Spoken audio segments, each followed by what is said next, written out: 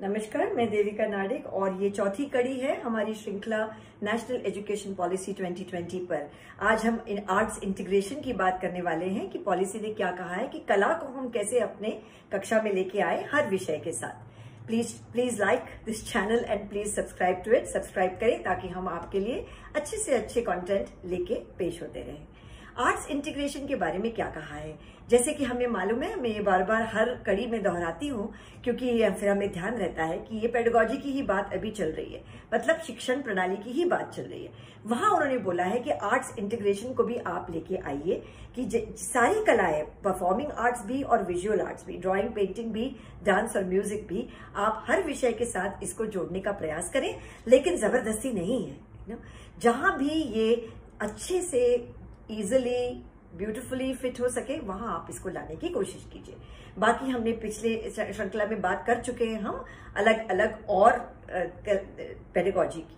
जैसे आर्ट है तो आर्ट को जो है तो वो हम केमिस्ट्री में भी दिखा सकते हैं, क्योंकि केमिस्ट्री के जो कलर्स हैं, जो जितने भी कलर्स आर्ट में हम यूज करते हैं एक्चुअली वो तो केमिस्ट्री से ही आते हैं ना। जैसे कार्बन ब्लैक बोलते हैं हम, या कोबाल्ट ब्लू बोलते हैं, या कैडमियम ऑरेंज बोलते हैं, zinc white, Chrome yellow, viridian green. आपने थोड़ी बहुत पेंटिंग की होगी या आपके स्कूल के आर्ट टीचर्स को आप पूछे कि कलर्स जो हैं वो इन नामों से जाने जाते हैं, तो उसके केमिकल कुछ फॉर्मूलाज भी तो हैं। तो उसको कैडमियम सल्फो बोलते हैं, या कार्बन सी है, या कोबाल्ट एल्यूमिनेट है, जिसको हमने अंग्रेजी में मैंने यहाँ पे लिखा हुआ है।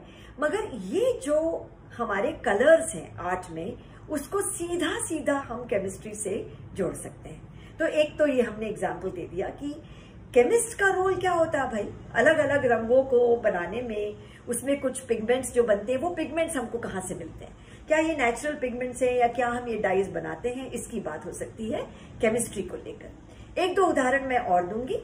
एक तो जैसे है गणित का, तो ज्योमेट्री और आर्ट बहुत ही अच्छे से हम इसको जोड़ सकते हैं। ओरिगेमी की जो कला है, जो पेपर फोल्डिंग की कला है, उसका ज्योमेट्री से बहुत ही एक घनिष्ठ संबंध है। जैसे कि ट्रायंगल हम त्रिकोण फोल्ड कर लेते हैं, चौकोन फोल्ड कर लेते हैं, षटकोण फोल्ड कर लेते हैं, और इससे हम एक स्टनिंग ओरिगेमी का आर्ट बनाते हैं। एक जैसे ये हाइड्रेंजिया का फूल है, 1 लेयर का, 2 लेयर का, 3 लेयर का, 4 लेयर का, 5 लेयर का।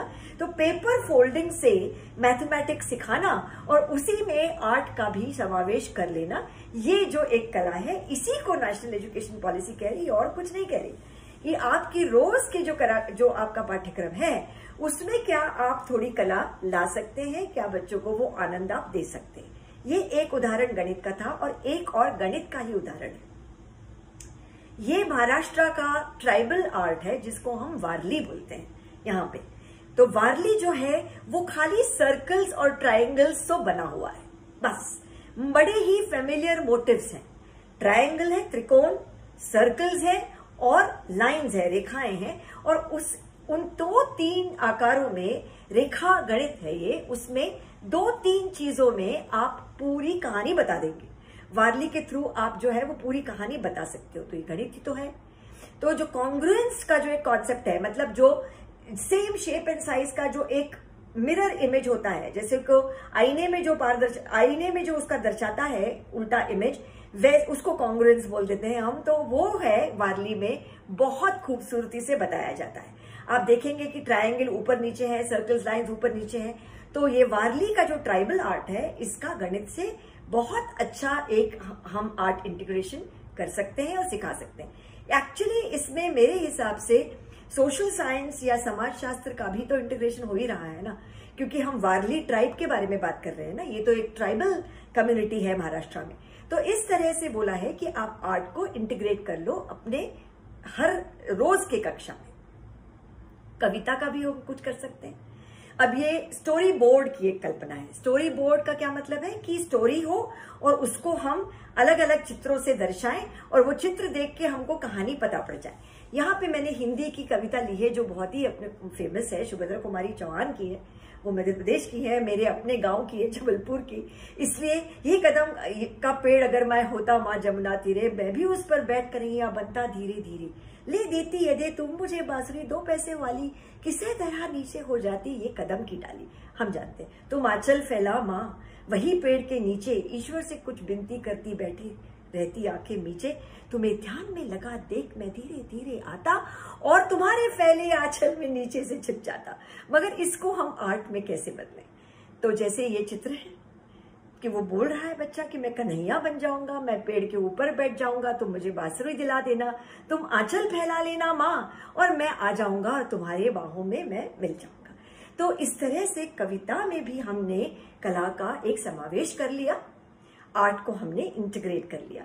एक और स्टोरी बोर्ड देखें बॉटनी की, क्योंकि मैं ये आपको दर्शाना चाहती हूँ कि बिल्कुल छोटी कक्षाओं से, पहली दूसरी तीसरी से लेके 8वीं 9वीं तक, कहाँ पे भी आप जहां तक चाहें आर्ट का इंटीग्रेशन हो सकता है।